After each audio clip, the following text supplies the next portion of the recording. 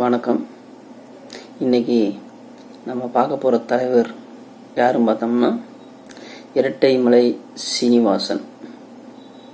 இவர் திவான் பகதூர் இரட்டைமலை சீனிவாசன் அப்படின்னு அழைக்கப்படுவார். இவருடைய முழு வாழ்க்கையோட முழு கதை இந்த பதிவில் பார்ப்போம். இன்னொன்று, திமுகவினுடைய உதயசூரியன் அப்படிங்கிற சின்னத்துக்கு வடிவம் கொடுத்தது இவர் தான். அது சம்பந்தமான பதிவையும் இந்த இதில் பார்ப்போம். அதுக்கு முன்னாடி நம்ம சேனலை சப்ஸ்கிரைப் பண்ணாதவங்க சப்ஸ்கிரைப் பண்ணுங்கள். வீடியோ பிடிச்சிருந்துச்சுன்னா லைக் பண்ணுங்கள், கமெண்ட் பண்ணுங்கள்.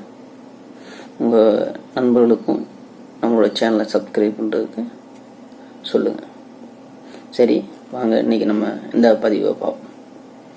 இரட்டைமலை சீனிவாசன் இவர் ஒரு பறையரின, அதாவது தாழ்த்தப்பட்ட ஜாதியில் பிறந்த மனிதர். இவர் 1859 ஜூலை 7 பிறந்தார். இவர் வழக்கறிஞராக இருந்தார். அப்புறம் பத்திரிகையாளராகவும் இருந்தார். இவர் பிறந்த ஊரும் பார்த்திங்கன்னா மதுராந்தகம் பக்கத்தில் கோழியாலம் அப்படிங்கிற ஒரு சின்ன கிராமத்தில் பிறந்தார். இவருடைய சிறு வயதில் இந்த பகுதியில் சாதிய கொடுமை அதிகமாக காணப்பட்டதுனால அவர் அவங்க அங்கேருந்து தஞ்சாவூர் பக்கம் புலம்பெயர்ந்து அங்கே போய் வாழ்ந்தாங்க. அங்கே போய் வாழ்ந்துக்கிட்டு இருந்த காலத்தில் அங்கே இதை விட அதிகமான சாதிய கொடுமை இருந்ததுனால அங்கேருந்து கோயம்புத்தூர் பக்கம் புலம்பெயர்ந்து அங்கே போய் வாழ்ந்தாங்க. அங்கேயே சிறிது காலங்கள் வாழ்ந்து வந்துக்கிட்டு இருந்தாங்க. அதுக்கப்புறம் 1887 ரங்கநாயகி அம்மாள் அப்படிங்கிறவங்கள மணந்தார். அவங்களுக்கு 2 பெண் குழந்தை, 4 ஆண் குழந்தைகளும் பிறந்தாங்க. 1890 சென்னை வந்தார். சென்னை வந்ததுக்கப்புறம் 1891 பறையர் மகாஜன சபை அப்படிங்கிற ஒரு அமைப்பு தோற்றுவித்தார். அதுக்கப்புறம் 1893 இருந்து 1900 வரைக்கும் பறையர் அப்படிங்கிற ஒரு வார இதழையும் ஆரம்பித்து அதை நல்ல முறையில் நடத்திட்டு இருந்தார். அதில் பறையர் மக்கள், தாழ்த்தப்பட்ட ஜாதி மக்கள், அவங்களுக்கு கிடைக்க வேண்டிய கல்விகள், அவங்கள மேம்படுத்துவதற்குரிய வழிமுறைகள் எல்லாமே இந்த பறையரினங்கிற நூல், அதாவது வார இதழில் பதிவிட்டு மக்களுக்கு ஒரு விழிப்புணர்வையும் ஏற்படுத்தினவர் தான் திவான் பகதூர் இரட்டைமலை சீனிவாசன். சரி, இரட்டைமலை சீனிவாசன் அப்படிங்கிற பேர் எப்படி வந்துச்சுன்னா, இவங்க அப்பா பேர் இரட்டைமலை. இவர் ஸ்கூலில் சேர்க்கும்போது அவங்க தந்தையோட பெயரையும் சேர்த்து பதிஞ்சிட்டாங்க. அப்போதிலிருந்து இரட்டைமலை சீனிவாசன் அப்படின்னு அழைக்கப்படுறாரு. சீனிவாசன்கிற பேர் அவங்க அப்பா அம்மா, அவங்க குடும்பம் சாமி மேலே அதிக பக்தி கொண்டவங்க. அதனால் சீனிவாசன் அப்படிங்கிற பேரும் வச்சுருந்தாங்க.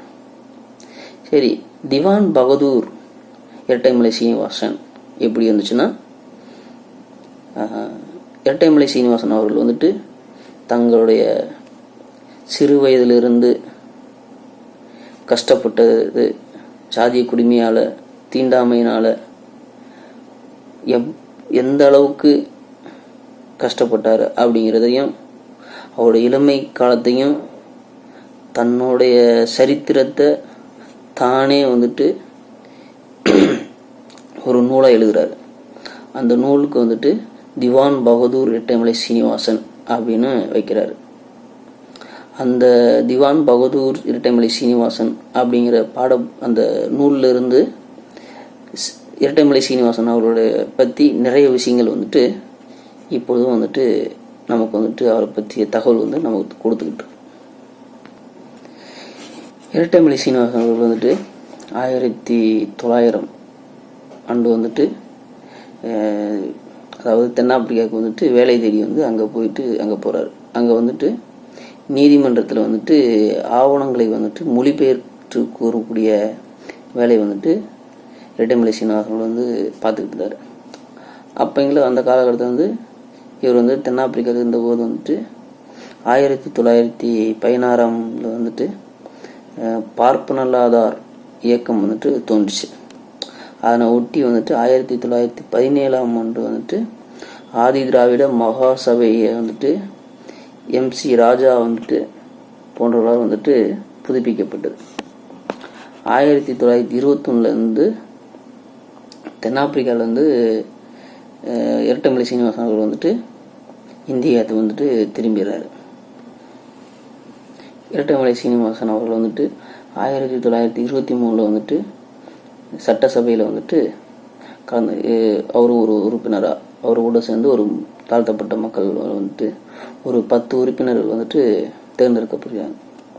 அந்த காலகட்டத்தில் வந்துட்டு 1920 1936 வரைக்குமே வந்துட்டு எந்த ஒரு தாழ்த்தப்பட்ட மக்களும் வந்துட்டு எலெக்ஷனில் போட்டியிட்டு ஜெயிக்காமல் எல்லாருமே வந்துட்டு ஒரு நியமன உறுப்பினராகத்தான் வந்துட்டு தேர்ந்தெடுக்கப்பட்டுக்கிட்டு வந்துச்சு. அப்போ அந்த காலகட்டத்தில் வந்து 1924 வந்து சட்டசபையில் வந்துட்டு இரட்டைமலை சீனிவாசன் வந்துட்டு ஒரு சில முக்கிய தீர்மானங்களை வந்துட்டு முன்மொழிந்தார். அந்த தீர்மானத்தையும் வந்துட்டு அரசும் வந்துட்டு ஏற்றுக்கொண்டுச்சு. அந்த தீர்மானத்தில் என்ன சொல்ல வந்தார்னா,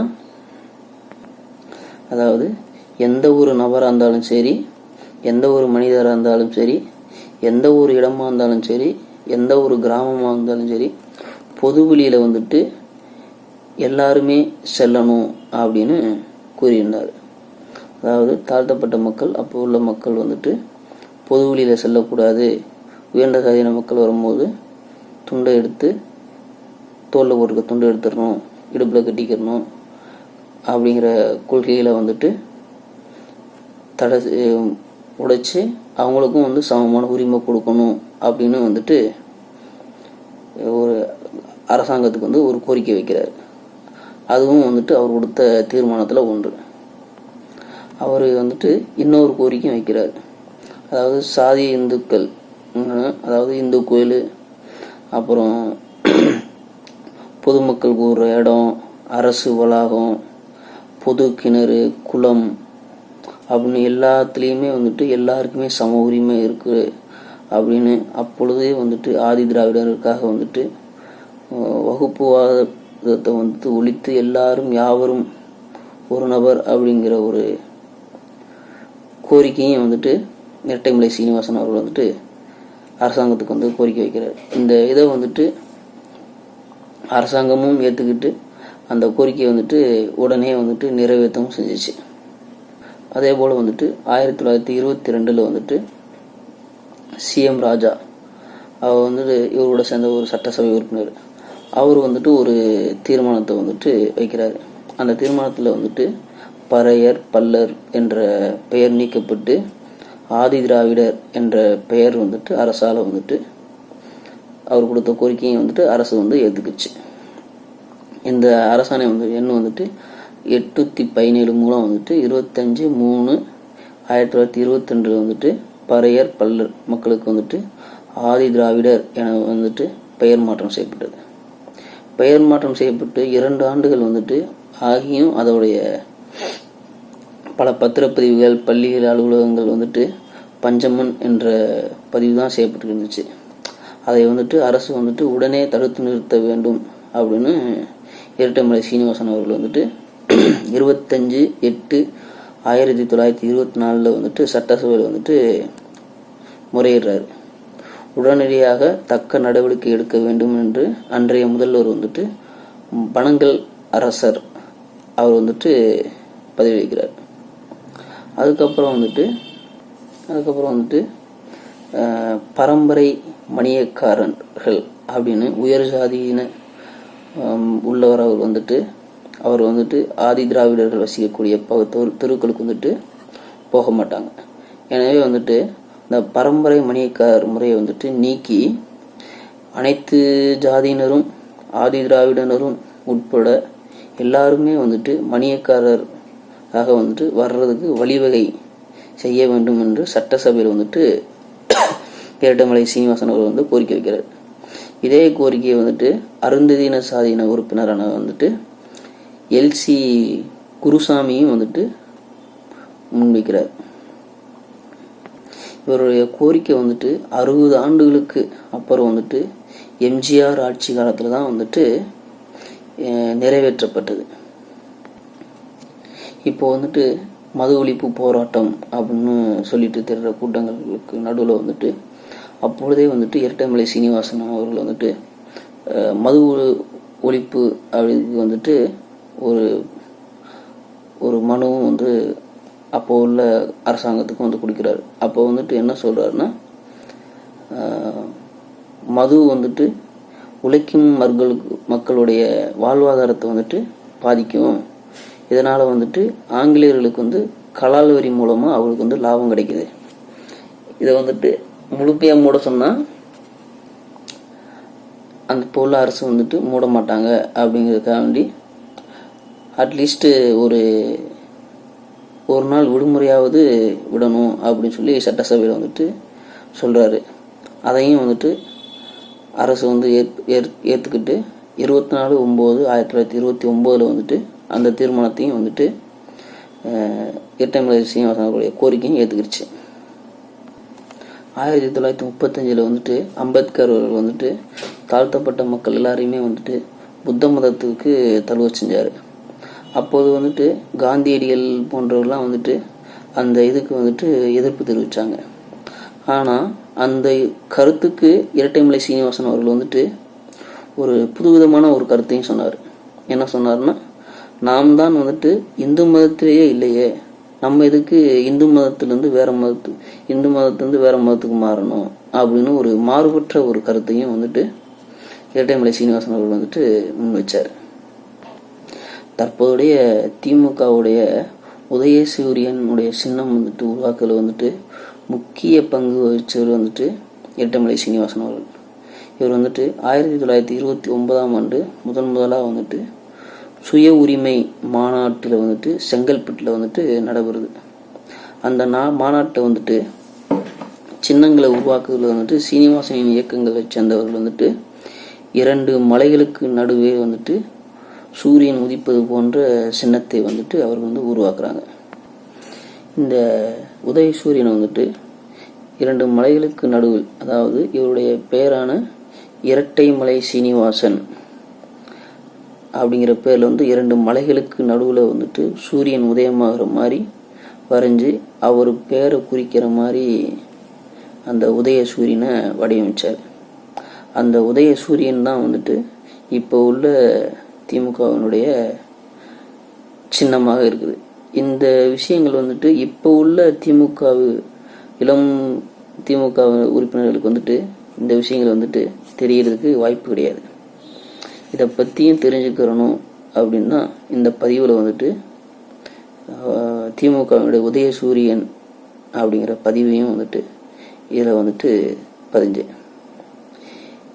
இவரை போன்ற தலைவர்கள் வந்துட்டு தாழ்த்தப்பட்ட தலித்தின மக்கள், பறையரின மக்கள், அருந்ததியின மக்கள் போன்றவர்களுக்கெல்லாம் வந்துட்டு போராடின தலைவர்கள் வந்துட்டு இவர்களை வந்துட்டு இப்போ சொல்கிறாங்க நாங்களும் வந்துட்டு கோட் சூட் போடக்கூடாதா அப்படின்னு வந்துட்டு சொல்லிக்கிட்டு படம் எடுக்கிறாங்க ஒரு சில டைரக்டர். அந்த டைரக்டருக்கு மத்தியில் வந்துட்டு இதை வந்துட்டு பதிவு செய்யணும் அப்படின்னு என்ன சொல்ல வரேன்னா, நீங்கள் இந்த கருத்து சொல்கிறதுக்கு முன்னாடியேவும் அப்போவே வந்துட்டு தாத்தா இரட்டைமலை சீனிவாசன் அவர்களே வந்துட்டு அவர் கலந்துக்கிற மாநாடுகள், லண்டனுக்கு சென்ற வட்டமேசை மாநாடு, அப்புறம் தென்னாப்பிரிக்கா போகும்போது இது போன்ற நாடுகளுக்கு போகும்போதே வந்துட்டு இவங்க சொல்கிறதுக்கு முன்னாடியே வந்துட்டு இரட்டைமலை சீனிவாசன் அவர்கள் வந்துட்டு கோட் சுட்டோட தான் எங்கேயுமே போவார். இவருடைய வரலாறுலாம் மறைச்சு தாங்கள் தான் வந்துட்டு இது மாதிரி தலித்தின மக்களுக்கு, பறையின மக்களுக்கு, அருந்ததியின மக்களுக்கு போராடுறோம் அப்படின்னு சொல்லி இப்போ உள்ள தலைமுறைகளுக்கு இவங்களா வந்து காட்டிக்கிறாங்க. ஆனால் இவங்களுக்கு முன்னாடியே வந்துட்டு பல தலைவர்கள் வந்துட்டு போராடியிருக்காங்க. அதில் இரட்டைமலை சீனிவாசன் அவர்களும் வந்துட்டு ஒரு முக்கிய பங்கு வகிக்கிறார். நன்றி, வணக்கம்.